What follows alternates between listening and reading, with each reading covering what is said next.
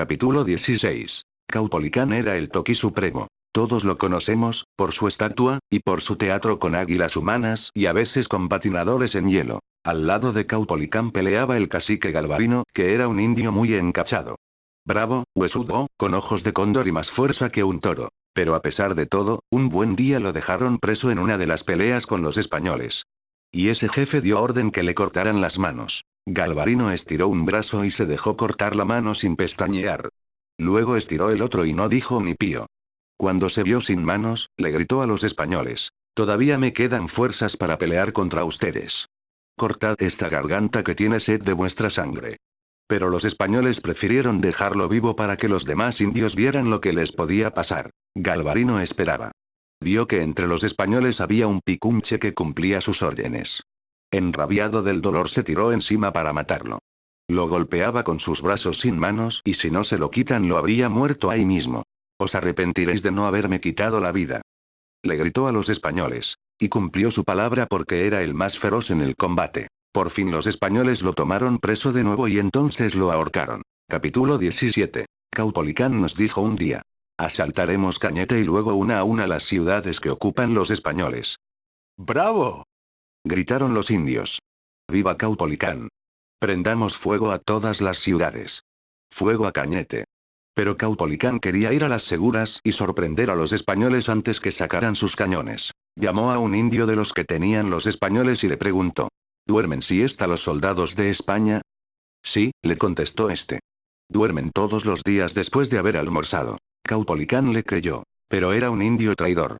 Fue donde el capitán español y le contó todo. Caupolicán sin sospecharlo preparó el asalto para esa hora y entró en Cañete con su ejército. Pero apenas habíamos entrado los araucanos, se cerraron las puertas de la ciudad, y los españoles que estaban escondidos esperando este asalto nos cayeron encima.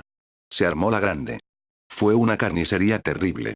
En la batalla araucanos y españoles murieron por montones. Nos vencieron y Caupolicán fue tomado preso. Le amarraron las manos con pesadas cadenas. Caupolicán era un gran valiente y en su orgullo de indio sufría terriblemente al verse derrotado y prisionero de los españoles. Cuando terminó la batalla, la mujer de Caupolicán, que se llamaba Fresía, quiso ir a verlo con su hijo. El Toqui Supremo, amarrado con cadenas, la miró con sus ojos llenos de lágrimas por primera vez. Él sabía que iba a morir y que su hijo no lo vería más. Fresía era brava como india que era y esposa de un valiente. ¿No prometiste vencer a los españoles? ¿No sabes morir en el combate como un valiente? Me avergüenzo de verte prisionero y no quiero ser madre de tu hijo. Y diciendo esto lanzó a su niño a los pies de Caupolicán. Cuando ella se marchó, los españoles recogieron al niño. Pero temiendo que Caupolicán tomara otra vez el mando de los indios, resolvieron matarlo. Fueron muy crueles. Lo sentaron sobre un palo puntudo, y como Caupolicán era macizo y pesado, este palo le fue traspasando las entrañas hasta matarlo. Pero mientras esto sucedía, Caupolicán, como su estatua de bronce que hay en el Cerro Huelen, quiero decir Santa Lucía, ni siquiera pestañeó. El teatro Caupolicán es para recordar el nombre de este valiente indio araucano, pero no hay una gran avenida ni hay micro. Tampoco hay teatro ni avenida ni micro que le acuerde a uno de Galvarino ni de Lautaro. Yo creo que sería muy justo que hicieran una gran plaza Galvarino y algún estadio que se llamara Lautaro. También yo les pondría micro y así a cada rato nos acordaríamos de ellos. Segunda parte. La colonia. Capítulo 18. En realidad esto de la colonia, no tiene nada que ver con el agua colonia. Es el tiempo en que Chile era colonia de España, lo que quiere decir que era como su fundo, y aquí en Chile mandaban los españoles y a estos españoles los mandaba el rey de España. En ese tiempo casi toda América era colonia de España, porque como la descubrió Colón con carabelas españolas y gente idem, ellos venían a América y se conquistaban a un país, y listo. Era de ellos. Claro que les costó harto trabajo vencer a los indios. A cada rato se les sublevaban y había que volver a pelear hasta derrotarlos. Pero los españoles tenían armas de fuego, y los pobres indios puras flechas. España mandaba a Chile grandes buques con familias enteras de españoles para que vivieran aquí, criaran hijos y después de unos años todos fueran españoles de la colonia de Chile. A esas familias el rey de España les daba tierras y fundos, para tenerlos contentos, minas y todo lo que descubrieran. Ellos construían sus casas, trabajaban sus tierras, explotaban sus minas y se hacían ricos. Pero seguían siendo españoles. Yo encuentro que el tiempo de la colonia es el más aburrido. Los pobres indios, acorralados en sus rucas, no podían hacer nada con tantos españoles por todos lados. Yo me alegro de no haber nacido en tiempo de la colonia porque no había teatros, ni partidos, ni estadios, ni radios, ni motos y ni siquiera había choques. Caramba. Yo pienso, ¿qué harían los cabros en ese tiempo? Puro encumbrar volantines y nada más. Ni siquiera había fogatas para calentarse sino que puros braseros. Y creo que los chiquillos usaban cuellito de encaje y rulitos largos, igual que las mujeres. Menos mal que de repente apareció el corsario Drake que era un pirata. Era un gringo aventurero que venía dando la vuelta al mundo con 5 barcos piratas. Cuando pasó el estrecho de Magallanes, se encontró con Chile. Resulta que Inglaterra, su patria, estaba entonces en guerra con España.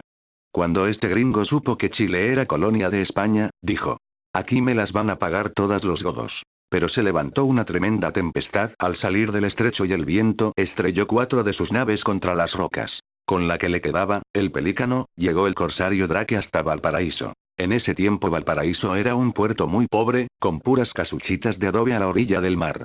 Pero como su costa era tan linda, con las enormes rocas, su mar tan azul y los bosques de los cerros tan verdes, los españoles le habían puesto el nombre de Valparaíso. Cuando Drake llegó a Valparaíso en el Pelícano ve un gran barco español cargado de oro. El pirata con todos sus hombres se adueña del barco y luego salta a tierra y roba cuanto pilla de las bodegas fiscales. Para que no lo persigan le prende fuego a Valparaíso y mientras tratan de apagar el incendio, Drake eleva sus anclas y arranca. A los 2 días vinieron a saber en Santiago lo que había pasado en Valparaíso. El pirata ya iba muy lejos. Dicen que escondió sus tesoros en Guayacán, cerca de Coquimbo. Capítulo 19. Cosa entretenida que sucedió en tiempo de la colonia fue el famoso terremoto. Bueno, entretenido para contarlo, porque para vivirlo fue bastante tremendo. Una noche a las 10, mientras todos dormían, ¿qué otra cosa podían hacer, digo yo? Se oyó de repente un ruido subterráneo terrible. La ciudad entera se empezó a sacudir como una gran jalea. Volaban las tejas, caían las murallas y vigas de los techos y una espantosa polvareda ahogaba a todos. El mundo se sacudía y se venía abajo. Desde el cerro Santa Lucía rodaban grandes piedras y pedazos de roca. La gente aterrada saltó de sus camas gritando desesperadamente. Y mientras tanto el terremoto seguía y seguía. Por fin la tierra se quedó quieta y entonces empezaron a oírse los gritos de la gente que estaba enterrada viva. En medio de la oscuridad, los que habían salvado trataban de desenterrar a los heridos. Movían los adobes, las maderas caídas, llamaban nombres y buscaban a tientas. Había muchos muertos. En ese tiempo vivía la famosa Quintrala. Era una millonaria loca, hija de un señor Lisperger, un español. Es famosa por lo mala que fue. Vivía como una reina y tenía la manía de hacer matar a quien se le antojaba. Como era loca, después le pedía perdón a Dios y luego volvía a cometer otro crimen. Para sentirse menos mala tenía en su casa un gran Cristo de madera. La noche del terremoto la corona de espinas de ese Cristo resbaló de su cabeza hasta su cuello y dicen que cada vez que quieren volver a ponerla en su cabeza, vuelve a temblar. Con este terremoto todo se hizo pedazos menos este Cristo que es el Señor de Mayo. Ahora está en la iglesia de San Agustín. Todos los años lo sacan en procesión el día 13 de mayo, que es el aniversario de ese tremendo terremoto. Capítulo 20. Lo mejor que hicieron los españoles fue enseñarnos a los indios a conocer a Cristo. Algunos de ellos eran buenos católicos y edificaron iglesias y trajeron sacerdotes. Entre los sacerdotes estaba el obispo Villarroel, que quedó herido en el terremoto. A pesar de estar herido se dedicó a cuidar a los enfermos y ayudar a los moribundos. Poco a poco otra vez hicieron casas y aunque eran todas de adobe, de un piso y con grandes murallas, había algunas bastante encachadas. Todas tenían patios, las de los más ricos los tenían de mármol y las otras de piedra de río. Todavía quedan algunas, pero pocas. En el último patio estaban los pollos, la cocina y la caballeriza con caballos, guano y todo. También tenían una casucha que se llamaba la estiladora, donde goteaba el agua desde una gran piedra a una olla de greda.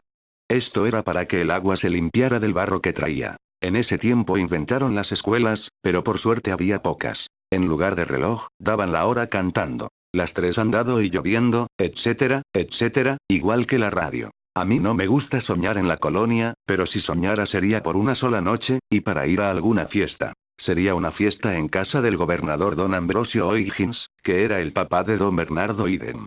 Era el representante del rey de España en Chile, algo así como presidente. Su hijo Bernardo no vivía con él. Para esta fiesta todas las tías y otras pasaron una semana haciendo dulcecitos de pasta de almendras, niditos, palomitas, corderitos de mazapán. Y muchas tortas ricas. Los salones estaban alumbrados con 1000 velas en candelabros lindos y la mesa estaba puesta con 80 asientos. Las señoras llevaban vestidos de crinolinas, llenos de sedas, terciopelos y encajes y unas tremendas enaguas con cintas. Usaban corsé con barbas tan apretado que apenitas podían respirar. Y los señores vestían pantalón corto, trajes de seda, medias largas, zapatos con hebillas grandes y pelucas. Creo que tenían como 30 guisos distintos que seguramente les cabían bajo la crinolina. Después de la comida que duró mucho rato, se fueron al salón a bailar polka y rigodón. Eran bailes reverenciosos y muy lentos, sin tocadiscos, sino que con una pura piaña que tocaba otra tía. No se aburrían porque era la única fiesta de esos tiempos. Capítulo 21. El primer obispo chileno que hubo fue don Manuel Alday. Todos los demás personajes importantes de ese tiempo eran españoles. Eso no quiere decir que el obispo Alday fuera indio, sino que sus padres y sus abuelos habían nacido en Chile y por eso él era de pura sangre chilena. Era bueno y sencillo y verdadero amigo de los pobres y de los indios. Los niños lo querían tanto que lo seguían en la calle. Porque él les conversaba, jugaba con ellos y los sabía entretener. En ese tiempo hubo una tremenda epidemia en que la gente se moría por todas partes. El obispo Alday se dedicó a cuidar a los enfermos sin pensar en que a él se le podía pegar esa peste. Le entregó a los pobres todo lo que tenía. Era como un santo porque no se acordaba de él mismo. Y era un santo chileno de pura sangre. Nosotros los cabros de ahora, casi todos somos bisnietos o tataranietos de estos primeros chilenos. Y en nuestra sangre hay varias gotitas de sangre india, también porque si no, no nos gustaría tanto jugar a los indios. Es una pena que no hubiera fotógrafo en tiempos de los indios, porque a mí me gustaría tener un retrato muy grande en mi casa, tal vez de Caupolicán, de Lautaro o de Galvarino. Es rico ser tataranieto de un indio famoso y poderles decir a su papá que uno tiene sangre india y por eso es como es. Tercera parte. La independencia. Capítulo 22. Me había aplastado el dedo en la puerta. Me dolía como reloj y podía contar los segundos en mi uña. Urquieta me dijo que para que doliera menos era mejor levantarlo porque así bajaba la sangre. Por eso lo levanté, pero la señorita Carmen creyó que yo estaba apuntando. A ver, papelucho, háblame de la independencia. Yo me quedé callado. Estoy esperando, papelucho. Yo bajé el dedo, pero me dolió tanto que tuve que levantarlo otra vez. ¿Por qué no hablas? Porque me duele mucho el dedo, dije. Te he dicho que me hables de la independencia. Es que no puedo. Me duele tanto el dedo que no puedo pensar más que en él. Lo tengo reventado, le dije. Me llamó a su pupitre y me lo miró. Pero no lo vio palpitar y me mandó a sentarme con un no es nada. Atiendan, por favor. La independencia es la época de la historia de Chile en que había una gran cantidad de chilenos. No eran ya indios ni españoles. Eran hombres nacidos en Chile y de sangre chilena. Y les molestaba que Chile dependiera de España. Yo no entiendo lo que es dependiera, dije. Depender de alguien es tener que obedecerle a ese alguien. Es lo contrario de ser independiente. Una persona independiente es la que se manda sola. ¿Usted es independiente? Pregunté, porque usted ya no tiene profesora que la mande y tampoco tendrá papá ni mamá cuando está tan vieja. Tengo 25 años. Dijo poniéndose colorada. 25 años. Un cuarto de siglo. Dije con admiración. Pero ella creía que era muy poco. No estamos hablando de mis años. Me interesa que comprendan lo de la independencia. Chile estaba lleno de chilenos, pero no era independiente. Dependía de España. ¿Eso quiere decir que los españoles mandaban? ¿Y también castigaban a los chilenos? Pregunté. Claro. El gobernador de Chile era un español, nombrado por el rey de España y era como el presidente. Los chilenos querían ser libres y tener un gobernador chileno, elegido por chilenos. Pero para eso era necesario luchar. Al fin. Dije yo, tengo tantas ganas que haya una guerra tremenda en la historia de Chile. Era tan aburrida la colonia. Espera un poco. Primero los chilenos se reunieron en una asamblea. ¿Qué era asamblea? Una cantidad de gente reunida para conversar de algo importante. Los que se reunieron se llamaban patriotas y decidieron pedirle su renuncia al gobernador Carrasco, que era un español muy duro. Y Carrasco renunció. ¡Qué lástima! Dije yo, ¿entonces no hubo guerra? Espera, papelucho, más adelante verás. Cuando renunció Carrasco eligieron a un viejito chileno, don Mateo Toro y Zambrano, de 80 años. Era el primer gobernador chileno. Pero como tenía 80 años no podía entenderse con los jóvenes patriotas, de manera que luego eligieron los patriotas una junta de gobierno. Eran 3 chilenos que reemplazaban al gobernador como si entre los 3 fueran un presidente, Carrera, O'Higgins y Marín. Esa fue la primera Junta Nacional de Gobierno y fue nombrado el 18 de septiembre de 1810. El 18 de septiembre. Dije, qué buena idea nombrarla para las fiestas patrias. Al revés, papelucho. Las fiestas patrias son para celebrar el nombramiento de la primera Junta Nacional de Gobierno. Ah. Dije desilusionado. Eso no más. ¿No has comprendido nada, entonces? Me chupé el dedo, pero lo tenía tan caliente como una papa de cazuela. Me lo saqué de la boca porque casi me quemaba y lo volví a levantar. ¿Estás apuntando, papelucho? No, señorita. Me estoy enfriando el dedo. No quiero saber más de tu dedo, dijo ella. Les he explicado lo de la primera junta de gobierno, ¿han comprendido? No, señorita. Miró al techo para buscar paciencia y la encontró. Ya saben ustedes que los españoles habían hecho ciudades en Chile, que tenían sus familias, sus negocios. Ellos dependían del rey de España. Y el que mandaba en Chile era un español elegido por el rey. Los chilenos no mandaban. Tenían que obedecer al gobernador. Por eso los chilenos que se llamaban patriotas le pidieron su renuncia al gobernador y eligieron a 3 caballeros chilenos en vez de él. Con ellos Chile empezaba a ser gobernado por chilenos. Ya entendí. Dije yo, pero usted nos pitó cuando dijo que tenían que luchar. No les costó nada. Ya verás. No iba a ser tan fácil como pareció al principio. Quedaron todavía en Chile muchos españoles que habían sido dueños y patrones desde el tiempo de Valdivia. Esos españoles querían a su rey y estaban acostumbrados a obedecerle. No iban ellos a entregar su poder, sus tierras, sus riquezas por el alboroto valiente de los patriotas. Se iban a defender. Capítulo 23. La señorita Carmen en persona me curó el dedo, porque es re buena gente fuera de clase. Mientras me lo lavaba y me lo envolvía me dijo. ¿Conoces tú, papelucho, a don Bernardo O'Higgins? No, le dije. ¿No has oído hablar de él? Claro que sí. Pero como usted me preguntó si yo lo conocía. ¿Y has oído hablar de don José Miguel Carrera? ¿Tiene estatua? Sí, la tiene. Pero no está a caballo. Carrera, O'Higgins y Marín formaron la primera junta de gobierno. Bien encachada esa junta, ¿no? ¿Y cómo era Carrera? Un hombre extraordinariamente inteligente y simpático. Muy vivo, generoso, valiente y se hacía obedecer de todos. Por eso su padre lo mandó a terminar sus estudios a España, por miedo a que se metiera en revueltas. Y tal como pensaba su padre, apenas pudo entró al ejército español y se fue a pelear en la guerra de España contra Napoleón. Como era tan valiente luego le dieron la medalla de oro y lo nombraron sargento mayor de húsares. Pero de repente lo hirieron y tuvo que irse a su casa. Ahí estaba, rabiando por no poder pelear en la guerra, cuando le llegó una carta de Chile. Su padre le contaba lo de los patriotas, lo de la junta de gobierno y lo de la independencia. Don Miguel saltó de la cama y se embarcó para Chile.